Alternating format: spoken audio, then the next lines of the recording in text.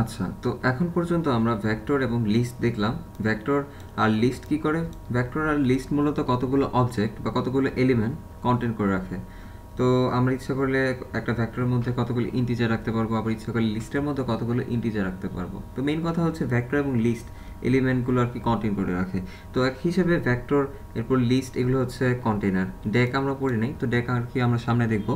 তো যাই হোক, ভেক্টর এবং লিস্ট হচ্ছে এক টাইপের কন্টেনার। তো এগুলো আর কি কন্টেনারের মধ্যে পড়ে, এবং ভেক্টর এবং লিস্ট হচ্ছে আসলে সিকোয়েন্স কন্টেনার।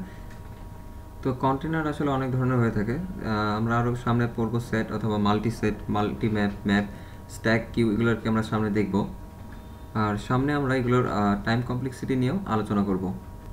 তো ভেক্টরের ক্ষেত্রে আমরা কতগুলো ফাংশন ইউজ করতে পারতাম। তো সেগুলো হচ্ছে যেমন পুশ ব্যাক, আমরা লাস্টের দিকে পুশ করতে পারতাম। পরে ফাইন্ড, রিভার্স, ক্লিয়ার, সর্ট, পরে ইরেজ, এগুলো আমরা ভেক্টরের ক্ষেত্রে ইউজ করতে পারতাম। এবং ফাইন্ড ফাংশন এবং ফাইন্ড ফাংশন এবং সর্ট ফাংশনটা ভেক্টরের ক্ষেত্রে ইউজ করার জন্য অবশ্যই আমাদের অ্যালগরিদমটা ইনক্লুড করে নিতে হবে। এরপরে হচ্ছে গিয়ে এই সর্ট ফাংশনটা ইউজ করার সময় প্রথম প্যারামিটার হচ্ছে যে ইন্ডেক্স থেকে স্টার্ট করতে চাই, সেকেন্ড প্যারামিটারটা হচ্ছে আপার বাউন্ড, অর্থাৎ যে ইন্ডেক্সের আগে পর্যন্ত আমি সর্ট করতে চাই। অর্থাৎ আপার বাউন্ড যেটা আমি সেকেন্ড প্যারামিটার হিসেবে দেবো সেটা হচ্ছে এক্সক্লুসিভ। এবং আমি যদি চাই যে অ্যাসেন্ডিং অর্ডার না, ডিসেন্ডিং অর্ডারে আমি সর্ট করবো, সেক্ষেত্রে আমি তৃতীয় প্যারামিটার হিসেবে আরেকটা ফাংশন পাস করতে পারি। আমি যদি চাই যে আচ্ছা ডিসেন্ডিং অর্ডারে করব, কিন্তু আমি যদি এইভাবে না করি, তো আমি একটা কাজ করতে পারি। সর্ট ফাংশন ইউজ করে প্রথমে আমি এটাকে অ্যাসেন্ডিং অর্ডারে সাজালাম, এরপর আমি রিভার্স ফাংশনটা ইউজ করলাম। তো তাহলে তো ভেক্টরটা আসলে ডিসেন্ডিং অর্ডারে সাজানো হয়ে গেল। আর ভেক্টরের ক্ষেত্রে আমরা যে ফাংশনগুলো ইউজ করতে পারতাম, আমরা লিস্টের ক্ষেত্রেও সেম ফাংশনগুলোই ইউজ করতে পারবো। আর লিস্টের ক্ষেত্রে আমরা যেগুলো বেশি পাচ্ছি সেগুলো হচ্ছে পুশ, ফ্রন্ট।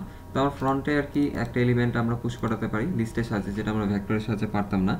আর এই দুইটা ফাংশন এখন আমি বলি নাই, তো ওগুলো আর কি, এই দুইটা ফাংশন, তো এই দুইটা ফাংশন আর কি সামনে বলবো।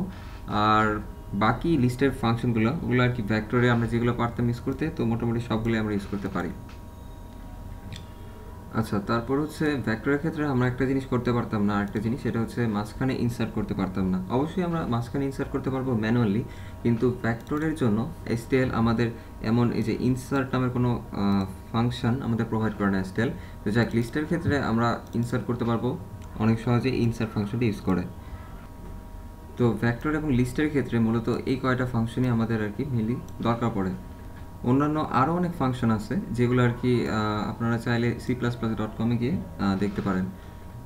আমি জাস্ট এই টিউটোরিয়ালগুলোতে যেগুলো আমাদের দরকার হয় মেনলি প্রোগ্রামিং কন্টেস্টে, তো সেগুলো নিয়ে আর কি মেনলি আলোচনা করব।